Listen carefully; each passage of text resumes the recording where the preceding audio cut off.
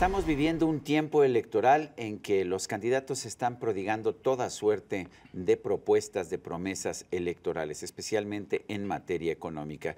¿Qué se puede lograr? ¿Qué no se puede lograr dentro de estas propuestas?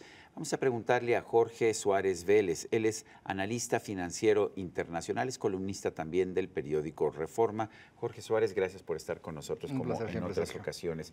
A ver, estamos viendo toda una serie de promesas, algunas pues parecen muy lógicas quizás. Por ejemplo, nos dicen, queremos bajar el precio de la gasolina, hay que construir más refinerías de gasolina y de hecho nos han prometido a veces 5, a veces 2, a veces una nueva refinería. Esa es la propuesta de Andrés Manuel López Obrador.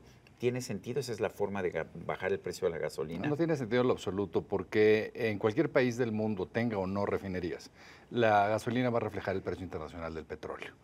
Hay dos componentes importantes: el precio internacional del petróleo y los impuestos que le pongas encima, digamos, a tu costo del insumo. Pensar que por tener tú más refinerías vas a bajar el precio, lo que básicamente estás diciendo es que vas a hacer un modelo como el de Venezuela, donde venden la gasolina muy por debajo del precio del mercado, y eso provoca toda suerte de incentivos perversos. Uno de ellos es que hay estudios del INCO, por ejemplo, sobre esto, donde te dicen que el decil más bajo de la población, la parte más pobre de la población, por cada peso de beneficio que recibe sobre un subsidio de gasolina, el decil más rico recibe 32 pesos. Entonces, realmente no tiene ningún sentido el que tú dediques tantos recursos a beneficiar básicamente a quien tiene automóvil. Si lo que tú quieres es hacerle la vida más llevadera a el grueso de la gente, sería mucho mejor que un presupuesto si lo asignaras, por ejemplo, a buen transporte público. ¿Qué opinas sobre la propuesta de revisar los contratos de la reforma energética? Son los contratos que se están aplicando actualmente para explorar y para producir petróleo crudo. Mira, yo creo que con respecto a la reforma energética, que tú y yo la platicamos aquí hace algunos años, yo creo que todos nos fuimos con una serie de señales donde creo que nos equivocamos nosotros. ¿En qué sentido? Una reforma energética como la que se planteó tiene un impacto a lo largo del tiempo. Es decir, tú vas a hacer una licitación, vas a darle la posibilidad a alguien de que explore. Esa entidad que tiene esa licitación va posteriormente a ver si es factible, va a explotar, para que tú tengas un impacto de eso que se hizo, toma algunos años. Se calcula que son quizá cuando menos 5 y en promedio alrededor de 7. ¿Qué quiere decir esto? La reforma energética es extraordinariamente importante por varios motivos. Uno de ellos es porque realmente nuestra infraestructura en temas energéticos está muy obsoleta, está muy atrasada, pero no en términos de refinerías. O sea, en mi opinión, uno de los peores usos que podrían tener de capital sería hacer refinerías, porque como dice de hecho correctamente Ricardo Anaya, vas a acabar teniendo las listas cuando la demanda por gasolina va a ir a la baja.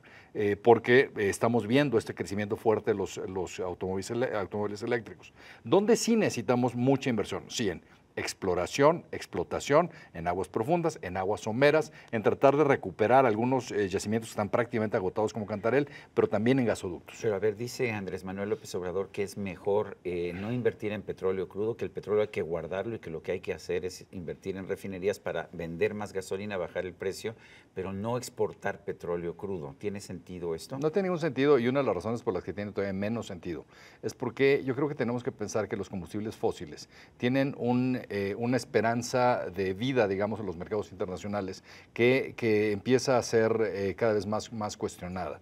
No solamente porque las energías alternativas se están abaratando a un ritmo mucho más acelerado de lo que se pensaba, pero incluso porque los propios combustibles fósiles de repente tienen una competencia brutal que proviene del shale, de este petróleo y gas de esquisto, donde lo que tú sabes es que son muchos pequeños productores, que el momento que el petróleo llega a un cierto nivel, básicamente le abren la llave a toda la producción de estos pequeños, digamos, pozos aislados. Esto lo vamos a ver ahora que ha subido el precio del petróleo. Claro, lo estamos empezando a ver. De hecho, en Texas o en Marcellus, ¿no?, que está más al norte, o estás empezando a ver otra vez producción que se abre muy rápidamente. O sea, a diferencia de cuando tienes una gran plataforma petrolera. Aquí son pequeños productores que muy rápidamente, en cuanto tiene sentido económico, pueden ponerse a sacar petróleo. Andrés Manuel López Obrador, que está en primer lugar en las encuestas, dice que no va a subir los impuestos, pero que va a encontrar 500,000 millones de pesos recortando corrupción y los salarios de los altos funcionarios públicos y que por lo tanto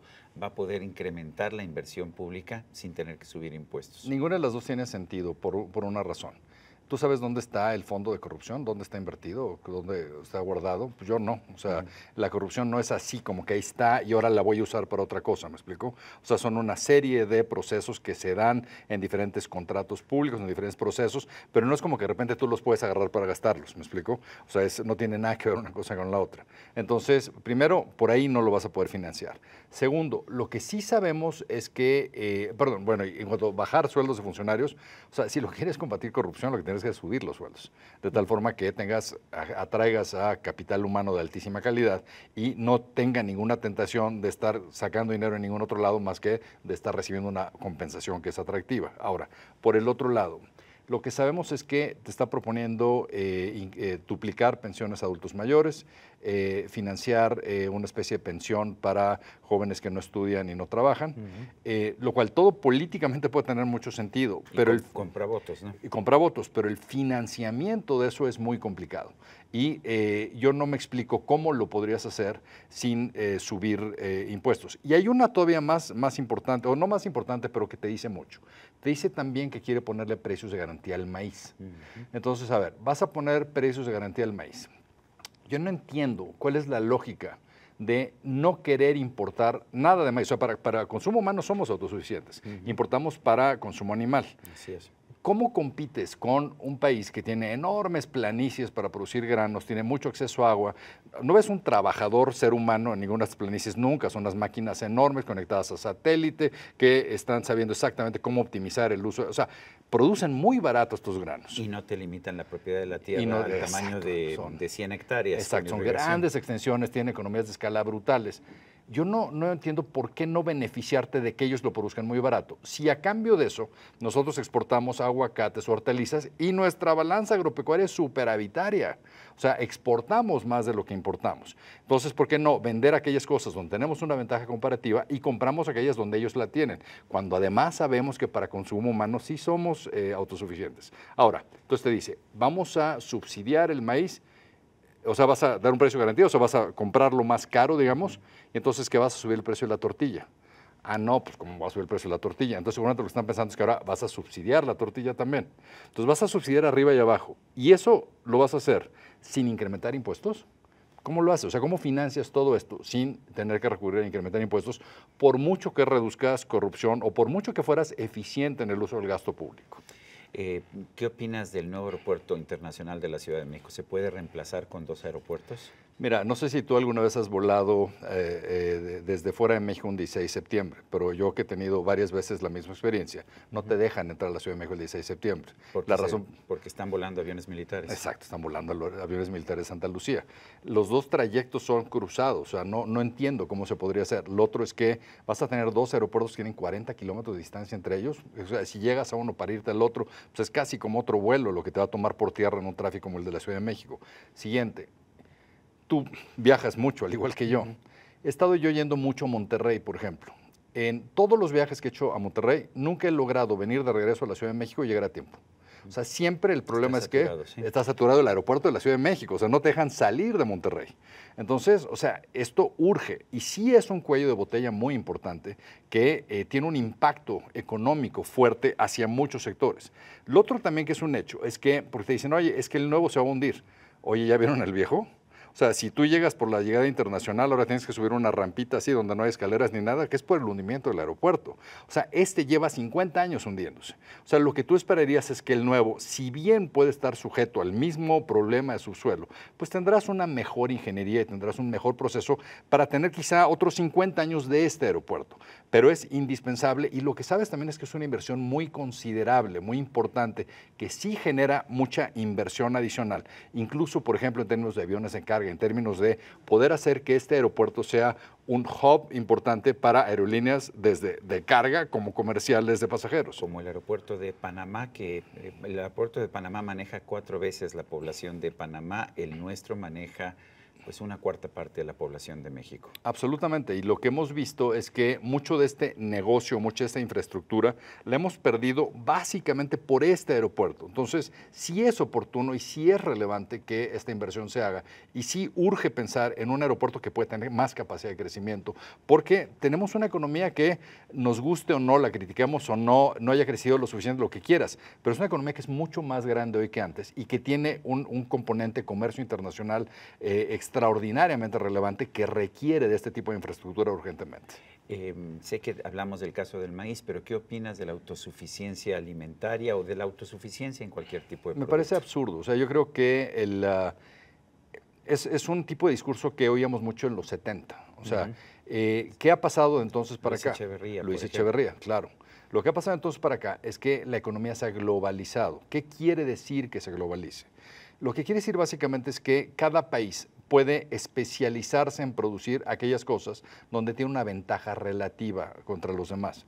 En muchos sentidos, la gran ventaja de hacer eso es que si yo estoy comprándole barato a los otros países, el que tiene el beneficio real es mi consumidor local, es el pueblo, digamos. ¿Por qué castigarlos forzándolos a comprar cosas que yo produzco con mucho menos eficiencia que aquel del que le importo? Ahora tú puedes decir, bueno, es que pues tienes un problema comercial brutal y un déficit tremendo. No, de hecho no lo tenemos. O sea, de hecho somos extraordinariamente competitivos internacionalmente con lo que sí exportamos, y eso nos da los dólares y la capacidad para comprar de otros países cosas que ellos pueden hacer mejor. O sea, ¿por qué dar marcha atrás e irnos 40 años hacia un mundo que ya hoy no existe? A mediados de abril el peso parecía que iba a quebrar la barrera de los 18 y empezar a cotizarse en 17. Ahora estamos viendo que se acerca a los 20. ¿Qué pasó? Yo creo que son dos cosas. Uno es el Tratado de Libre Comercio. El Tratado de Libre Comercio nunca había sido más urgente que hoy, precisamente por la posibilidad de una victoria del López Obrador. Lo que muchos inversionistas internacionales ven es que el Tratado de Libre Comercio le pone un poco una camisa de fuerza a esta presidencia para no poder irse de bruces. O sea, muchas cosas como por ejemplo la reforma energética estarían ahora dentro del tratado, por lo cual pues no lo puedes echar para atrás solo, tienes que ponerte de acuerdo con tus socios comerciales. Entonces, hay mucho que está en juego con ese tratado. Parecía que el tratado iba a firmarse en este mes, y para después ratificarse en el Senado en Estados Unidos en los próximos 6 meses.